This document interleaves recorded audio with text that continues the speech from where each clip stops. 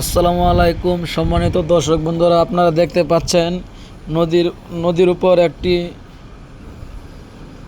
Launch, নৌকার মধ্যে overlook নিছে। নৌকার মধ্যে ওভারলুকের কারণে নৌকাটি কিন্তু ডুবে যাচ্ছে। অতিরিক্ত কচুরিপানার কারণে নৌকাটি যাইতে পারছে না। এটা হলো জামালপুর, কালীগঞ্জ, গাজীপুর। এপারে গাজীপুর, নদীর ওপার হয়েছে নরসিংদী। দেখতে পাচ্ছেন অনেক চেষ্টা করছে মাঝি, কিন্তু নৌকা পারাপার করতে পারছে না। নদী ঘাটেই এখানে অনেক লোকজন থাকে সবসময়। এখানে ফুচকা, চটপটি, ঝালমুড়ি, অনেক দোকানপাট।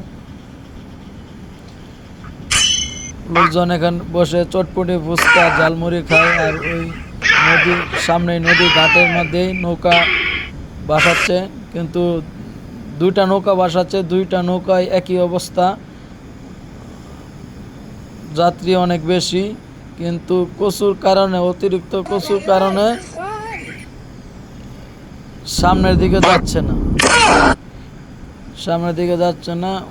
মাঝি খুবই চেষ্টা করতেছে সামনে নেওয়ার জন্য, কিন্তু নৌকাটা ডুবে যাচ্ছে।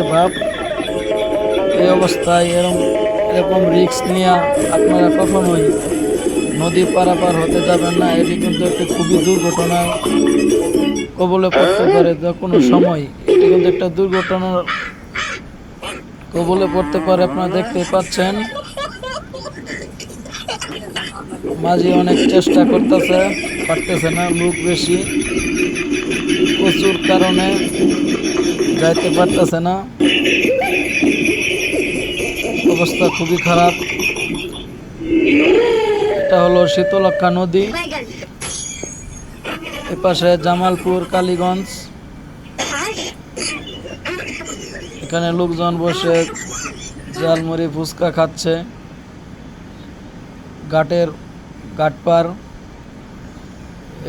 এই যে আরেকটি নৌকা, এটার অবস্থা খুবই খারাপ। ইঞ্জিনে ধোঁয়া বের হচ্ছে। তবে হালকা একটু আগাইছে, কিন্তু আর পারত না যাইবার। লোকজন নামায় দিতে হবে।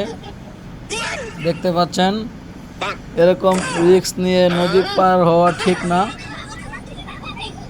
এই নৌকাটি কিন্তু যেতে পারবে না, এখানে আবার বন্ধ হয়ে যাবে। ওপারে নরসিংদী, এপার গাজীপুর। এটা হলো শীতলক্ষ্যা নদী। দেখতে পাচ্ছেন ইঞ্জিনে কি পরিমাণ ধোঁয়া বের হচ্ছে। এই যে আবার এখন থেমে যাবে, আর যাইতে পারবে না। অবস্থা খুবই খারাপ। এটা খুব রিস্কের উপরে নৌকাটা আছে। দেখতে পাচ্ছেন ইঞ্জিন থেকে কি পরিমাণ ধোঁয়া বের হচ্ছে।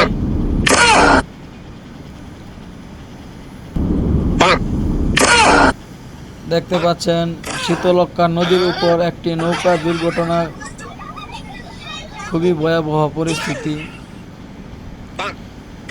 এই সময় এই নৌকাটা যদি এখন ডুবে যায়, অনেকগুলো যাত্রী আছে নৌকার মধ্যে, দুর্ঘটনা ঘটতেই পারে।